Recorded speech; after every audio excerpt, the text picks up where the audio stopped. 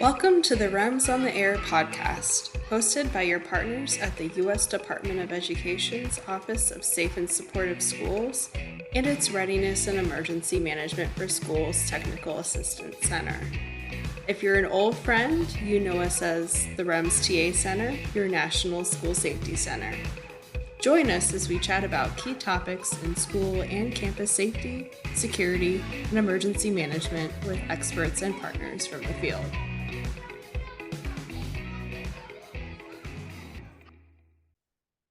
Hello, and welcome to REMS on the Air.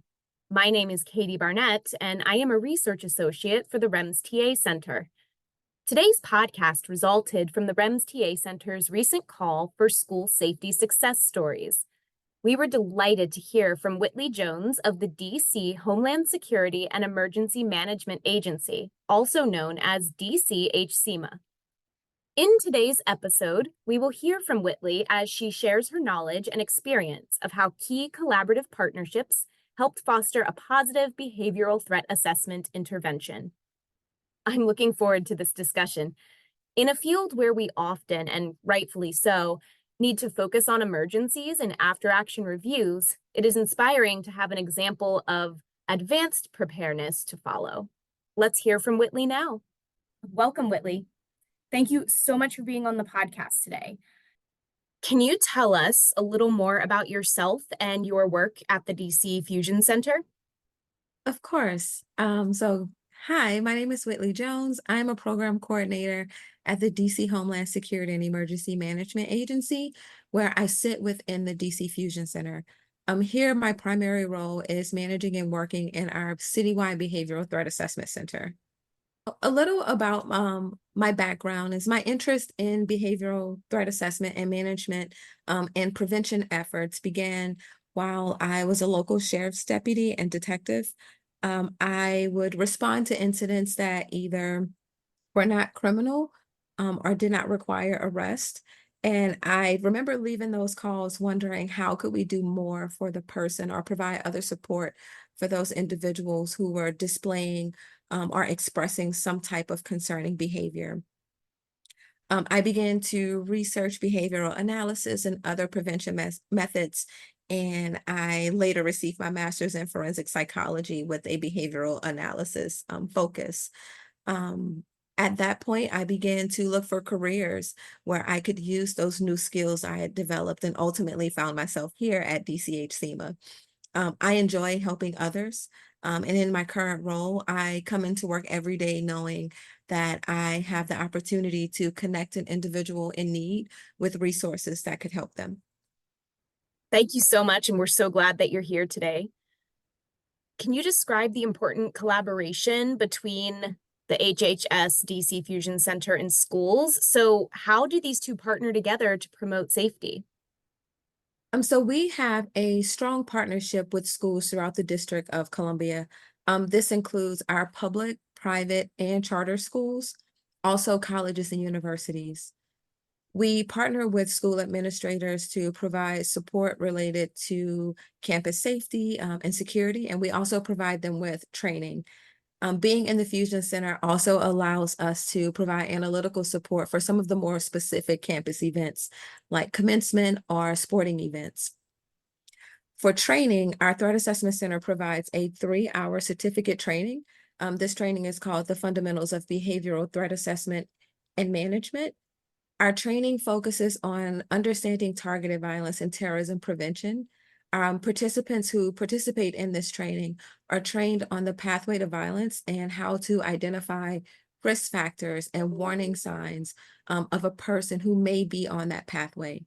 We include interactive case studies and exercises to aid in understanding different behavioral clusters and opportunities for intervention.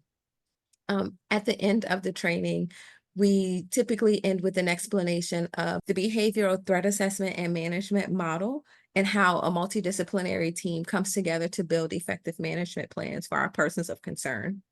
Okay, thank you so much. That training sounds absolutely phenomenal. I would love to sit in on that, and I'm really excited that that is an offering that people are working through. So recently, the REMS TA Center sent out a call for school and campus safety stories and spotlights, and you, Whytley, responded with a story about a middle school student who was showing signs of concern.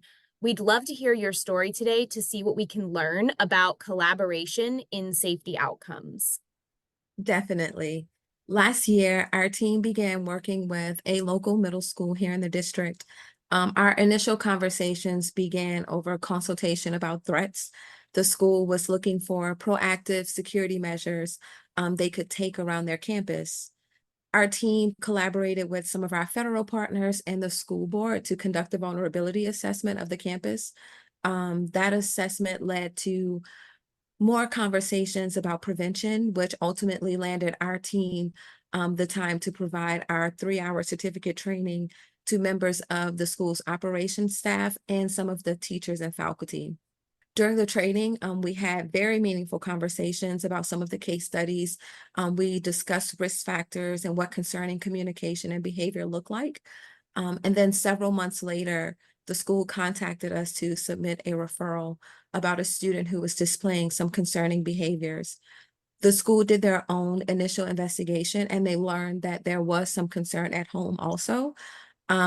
So together, my team, the school, and our threat assessment and threat management team came together with our Department of Behavioral Health to provide resources and services not only to the person of concern, but also to other members of the family. Our agency does not provide direct services, but in this instance, we were able to work directly with the school and funnel the services in from other agencies. We kept in contact with them. Part of our threat assessment and threat management team meetings, we update on past cases and discuss new ones. And being able to have the open lines of communication with the school. Our last update that we received was extremely positive. Our person of concern was still receiving services. So the goal here was to keep those lines of communication open. They're able to contact us at any time if additional services are needed or if they need assistance adjusting the person of concern's management plan.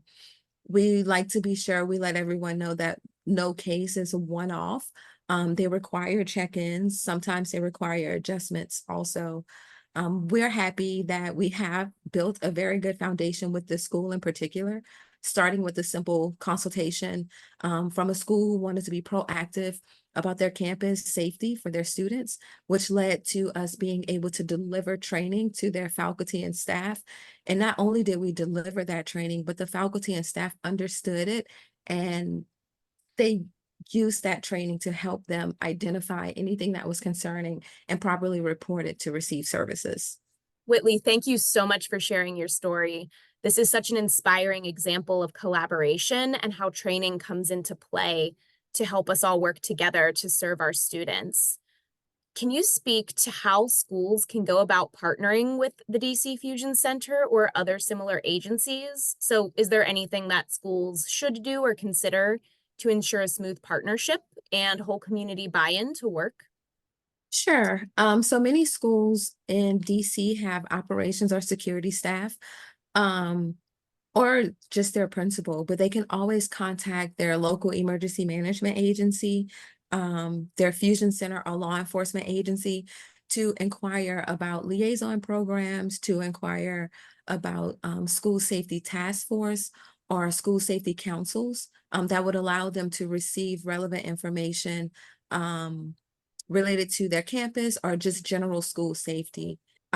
Individuals should also be open to the idea of a multidisciplinary approach to school safety. This helps with the community buy-in. It's incorporating community organizations to create more togetherness. Thank you for that emphasis on the multidisciplinary approach. That is so, so important.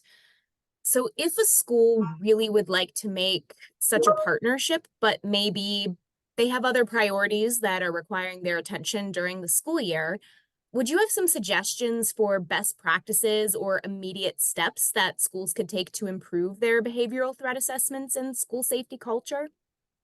Definitely. Especially for best practices, I'd say the first step would be a number of websites like schoolsafety.gov or CISA or the REMS TA Center.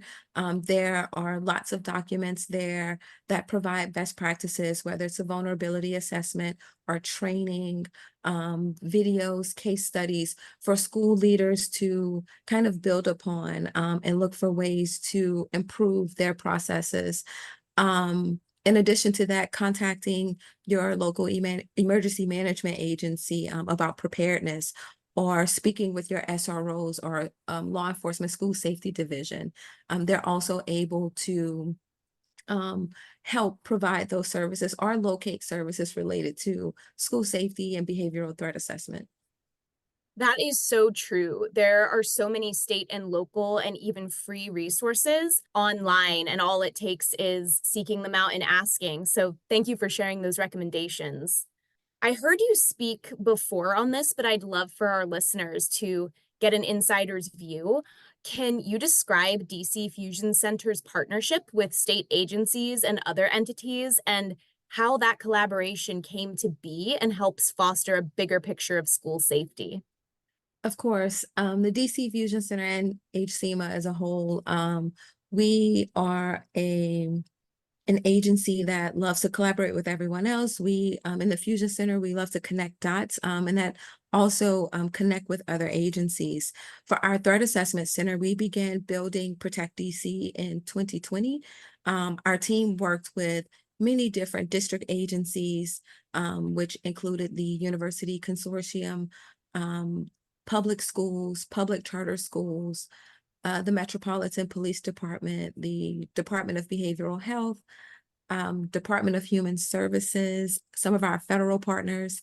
And together, this collaboration built our core advisory group that informed our policies and our procedures around how our Threat Assessment Center will operate with our schools and within the community.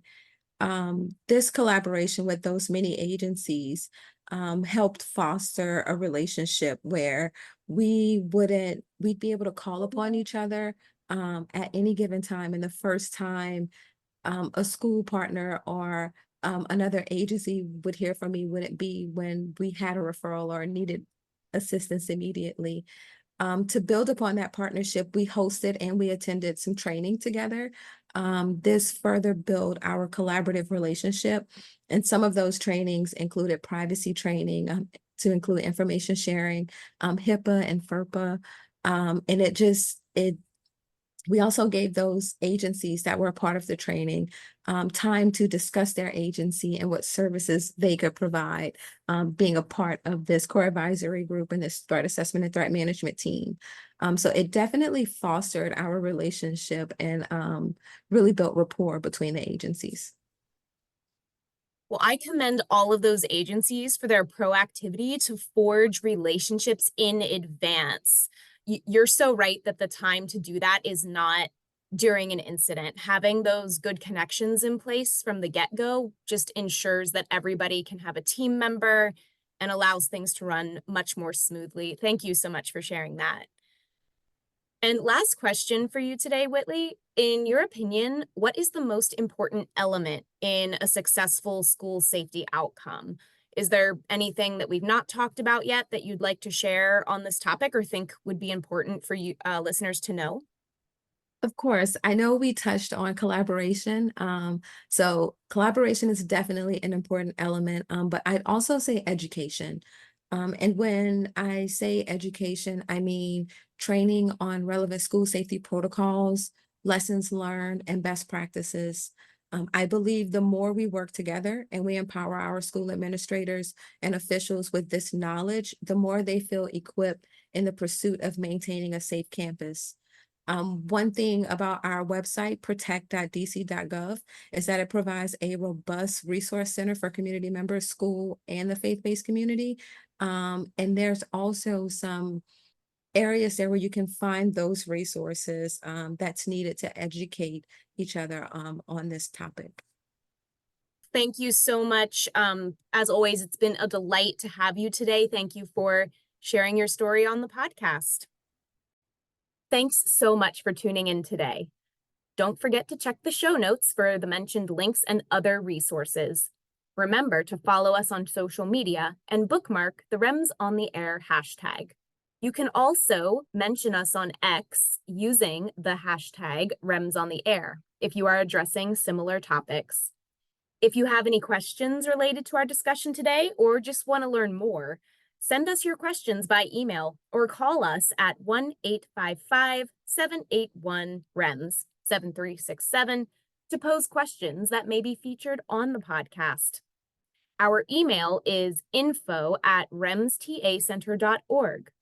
Visit there to join our mailing list, where you'll get up-to-date information on webinars, web chats, and other virtual opportunities to learn and share. Access additional REMS on the Air podcast episodes and share this one with your colleagues by visiting the REMS TA Center's podcast page and clicking the Share tab on your screen. Thanks again for joining us.